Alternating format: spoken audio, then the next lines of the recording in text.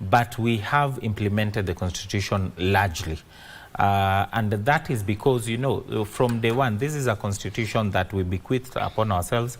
And this was a child who was born and was supposed to be walking the next day, because there was no time to mark time. And unfortunately, that's not how constitutions work. The moment you have it, it actually guides your life from the next minute after it came into being.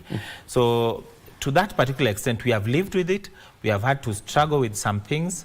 We have had our issues with the issue of understanding some of these articles, and we have taken them to court for interpretation. We've had our issues with people also not understanding the extent of their powers.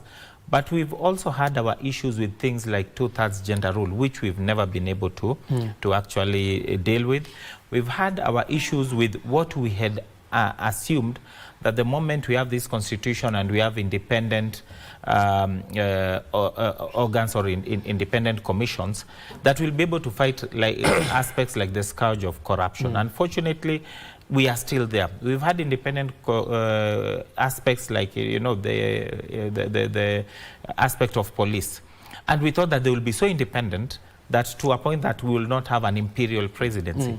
But the reality, as you heard the president the other day say, that, you know, he can decide who is going to be arrested. That tells you a lot that, you know, this fiction that when people make noise, Albert Ojwang is killed, the executive will tell you, these police are independent. But when it comes to the other day, they tell you we can actually order for someone to be arrested. So the issue here is not even the constitution. As much as we are saying, yes, we do not have a perfect constitution, there's nothing which is perfect. Maybe God, but no one has gone there and come back and told us. Okay. But here, nothing is perfect. And perfection is a moving target. So to that extent, what we have, the question is, what have you done with what you have?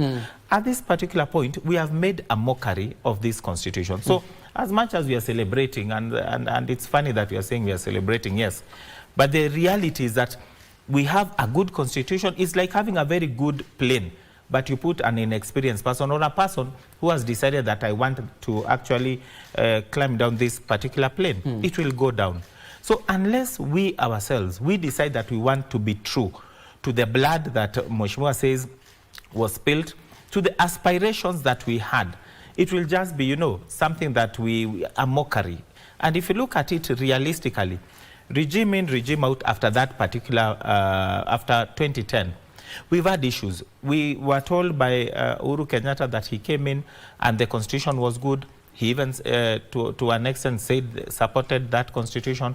We saw there were issues, and the courts, in so many instances, declared a lot of his decisions unconstitutional, to a point that he even said, what is this? When William Ruto, of course, he didn't support